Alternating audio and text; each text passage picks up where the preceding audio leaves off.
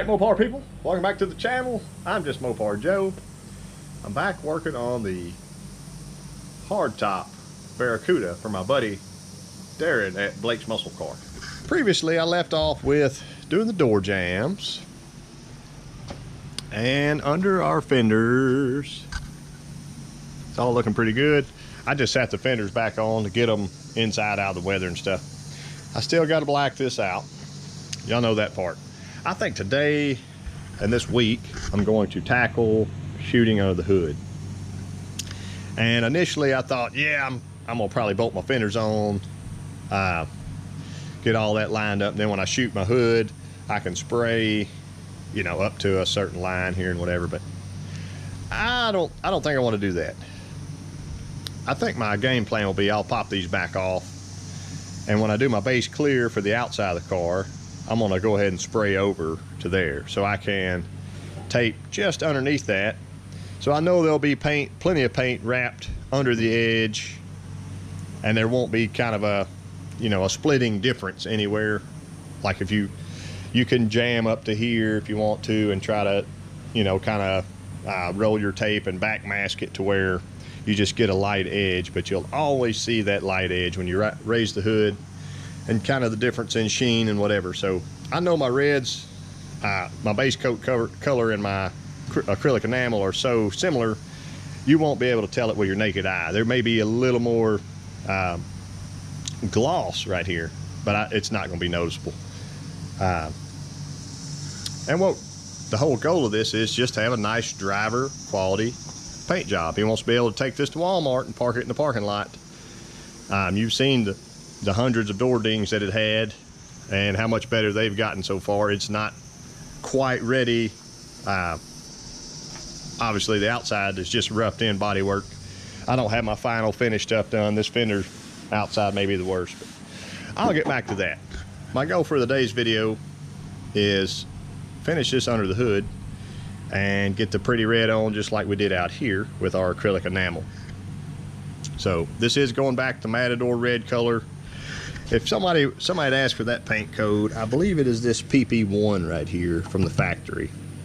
And you can see he's got this big honking screw in. We got to get that out, get the right stuff going. I'm gonna take this fender tag off and do it separately, and that way it can go back on, have a real nice clean look to it, and everything be good. So plenty to unpack here.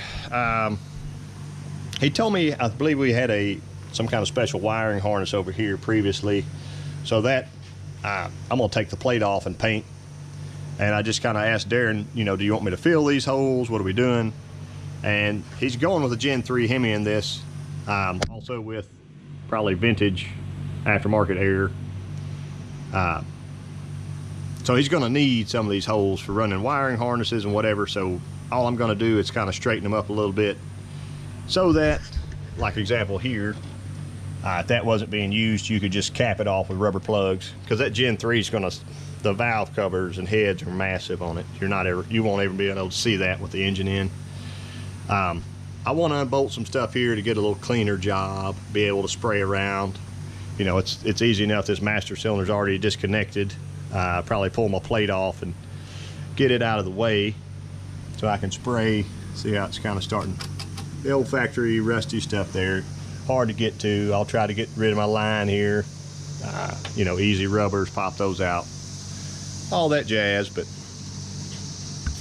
anyway, I think we got a game plan here, and it should be fairly straightforward. So let me go to work and y'all hang out. I got one little stubborn rivet that is holding on for dear life there, so I need to get that ground off. But master cylinder's off. I'm still fighting with this thing. I hate that manual brake line, emergency brake cable, whatever you want to call it. Hate it with a passion. But I may leave it alone for now, work on some stuff, come back to it. Got the fender tag off, and the Giant had one big hex head screw and a normal Phillips screw. And the majority of this stuff, majority of the paint red that you see here is going to go away before I start painting. And before I get my DA out and touch anything, I'm not a big paint stripper guy. I don't want any stripper on the paint I just sprayed. I don't want anything like that. It's nasty. I just don't want it. So I'm gonna do this all mechanically. And get into where I need to here. So I think my first step is gonna be just take my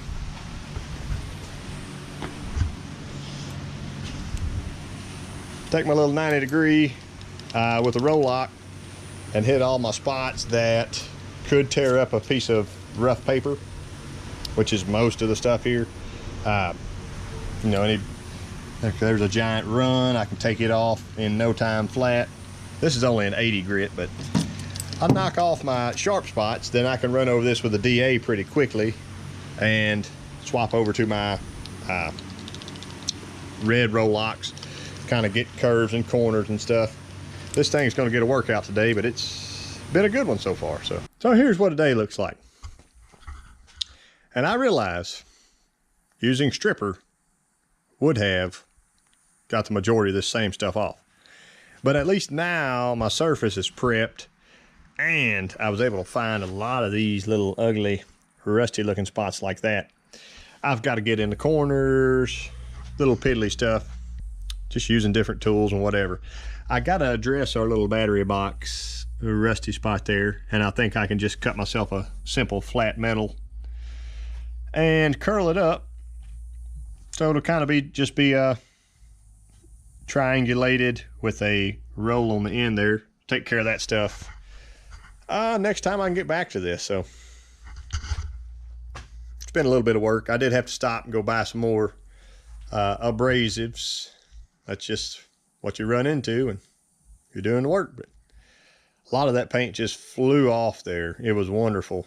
Other spots had a little better adhesion. So I'm gonna just keep pushing. That's all we can do. There's our little cancer spot. There's my piece of metal I got matched up pretty nicely there. It's gonna take a little bit more. I'm gonna get it in place. I'm gonna go to the back side and see my spot there. I'm gonna mark that hole. I will put that hole back in it, but Darren says he doesn't care anything about that big hole because his battery's staying in the trunk. So I'll get that mark drilled and bolted in place, then I can cut my new spot real easy. There's our big old hole, and there's our patch.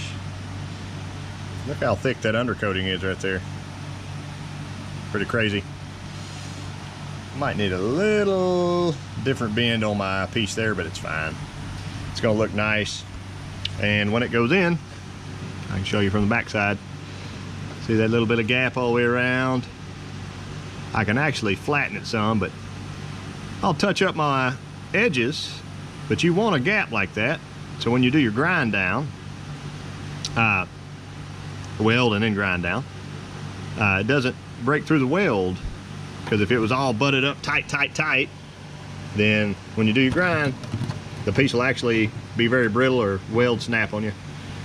I'm going to unbolt that now and clean up the area and get my welder ready. Get my little factory holes. I can keep grinding this, but it's going to get weaker. So, and I have actually ground to where it was too thin, and I had to re-weld it from the backside. Like that. Think, oh, that's so ugly right now, whatever. I'm not done with it, but I know I'm going to use just the finest wipe of filler out here, because I don't want anybody to ever know that this was patched. When they look down under the hood, they may see, hey, that hole's gone, but if it looks nice and blended in factory, that's what we're after.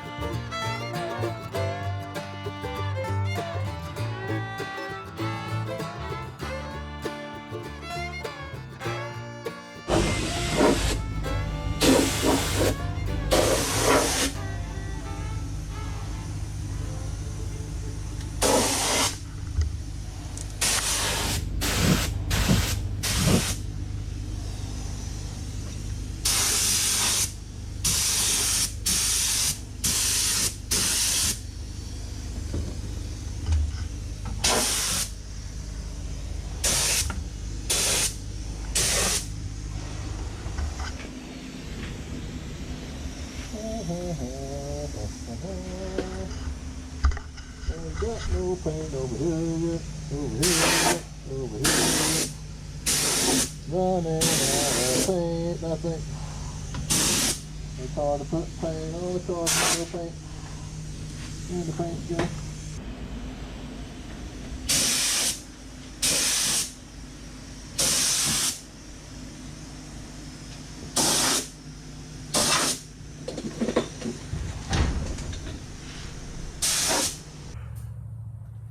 Here's our red Barracuda, all shot up under the hood and back down here. While priming, we got a little overspray on that frame there, so we just scuffed it back off again and shot a little more red on it. You can see the back side of my repair here. I put some fiberall light on it, and I got to sand it a little bit more and probably just shoot it with some black undercoating. I mean, that's structurally great because it was welded first anyway, but oh, that's good. Try to give you a walk around. This was just the old cheap gun because I figured with the single stage it might do better. It did pretty good. All these, fender top and stuff will be covered with a fender. And I purposely didn't do this. We're going to shoot that whenever we shoot the cowl panel and the rest of the car. So it's much easier for me to just back mask all the way up to there. Some kind of bee over there about to eat us all. Back mask it, shoot that base clear, leave this acrylic enamel. So there we are.